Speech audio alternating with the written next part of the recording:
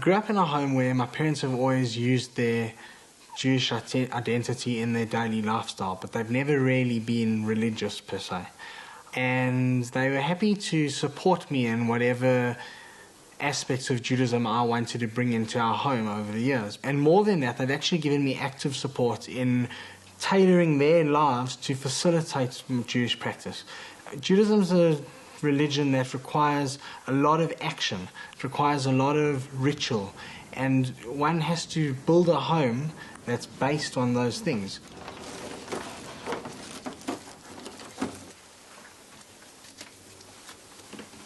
Thinking back, I can actually say to you now that it was always in my soul to be a religious Jewish person.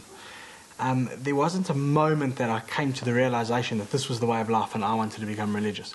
And then through the different trials and tribulations of growing up as a teenager, and through what people experience as identity crises or this difficulty or that, I actually found an anchor in Judaism, and that just helped me to grow. I teach Torah because I have been learning it for a long time, and I have found that it enhances and enriches my life enormously and empowers me as a human being to cope with difficulty and negativity and all the things that we live with every day. And because of that, when I see other people going through that, my knowledge of Torah actually is able to help them go through that. So I teach Torah as a means of enlightening other people. Pesach and Shavuoth are actually one holiday, linked together by the Omer. Because Pesach is the time that we actually became a nation, when Hashem took us out miraculously from Egypt. But the purpose of going out of Egypt was not just to free a people. Actually, we were taken out of Egypt in order to receive the Torah. Without the Torah being given to us, our freedom from Egypt wouldn't have been a major thing in itself. And what connects Pesach to Shavuot is the Omer.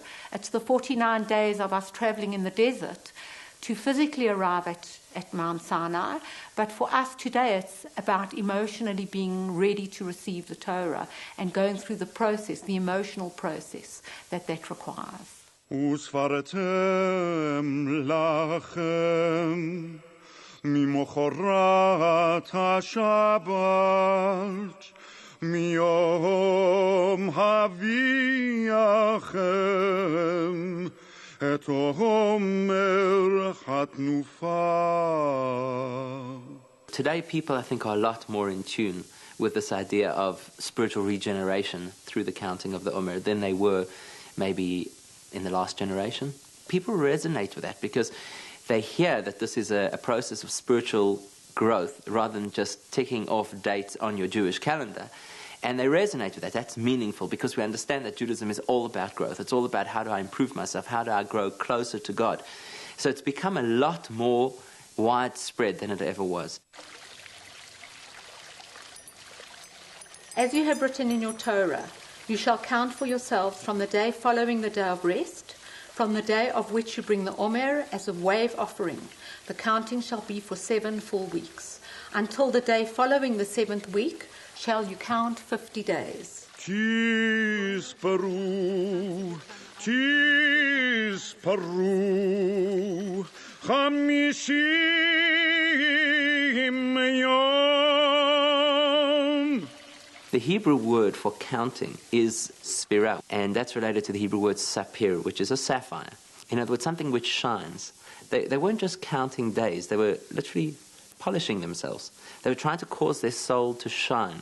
Now that is something which can apply at all times. You don't have to have lived in the desert to have that challenge. And that's exactly how we view it. We see the same spiritual energy coming alive at this time of the year as it does every year. And I have the opportunity to then key into that energy.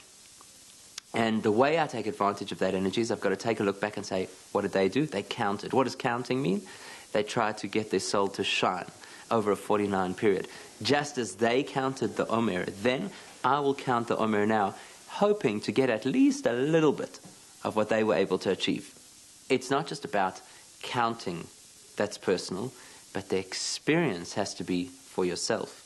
Sfartem lachem, you have to make yourself shine during this period. If you can do that, then you're really doing what the Omer is all about.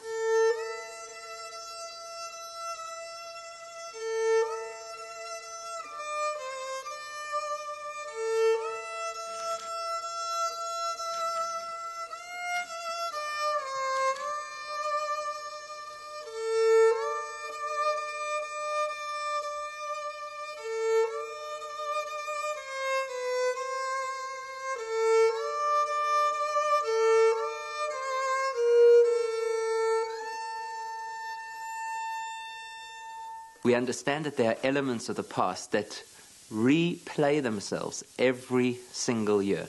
If Pesach is the time the Jews left Egypt, then that energy of leaving Egypt is alive now. And if we can identify what Egypt means, and we can identify what leaving Egypt means, then we have the first clue of how to take advantage of that energy. We also learn Kabbalistically that the word Egypt, the land of Egypt, in which the Jewish people were enslaved, that comes from the word meitzar, which means a restriction or a constraint, or it actually means narrow.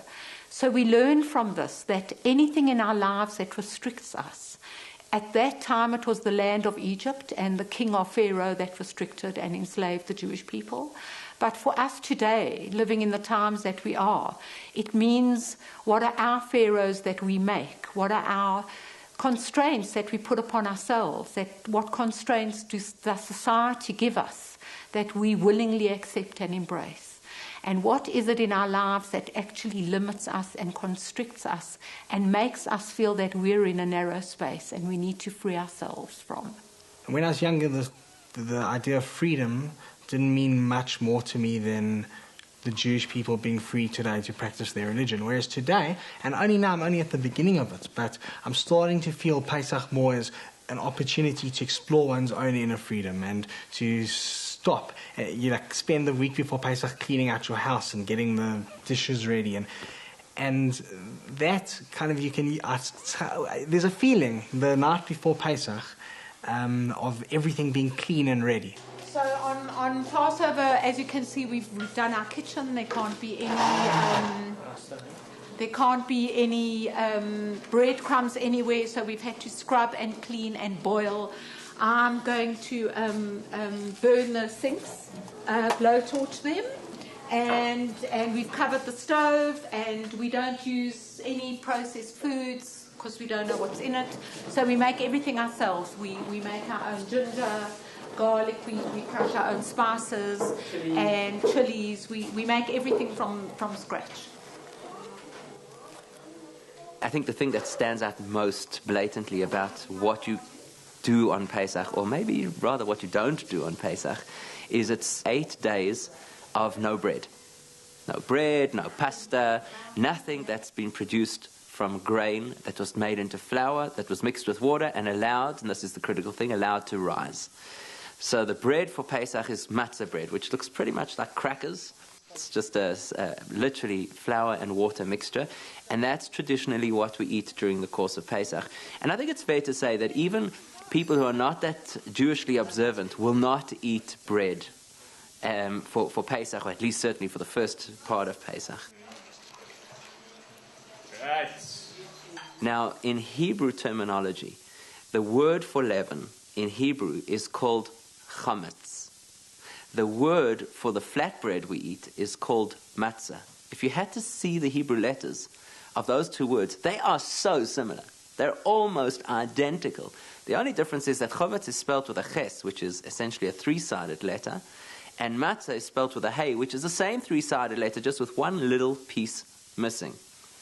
Now, rising dough, leaven, is supposed to represent rising ego. Flat matzah is supposed to represent humility. Searching for the chametz, which is actually a ritual that is done the evening before your first Seder. That is a ritual where you walk around the house and you hide different packets, obviously sealed packets of chametz, which is like pieces of bread or something around the house, and you do a symbolic cleaning of your house.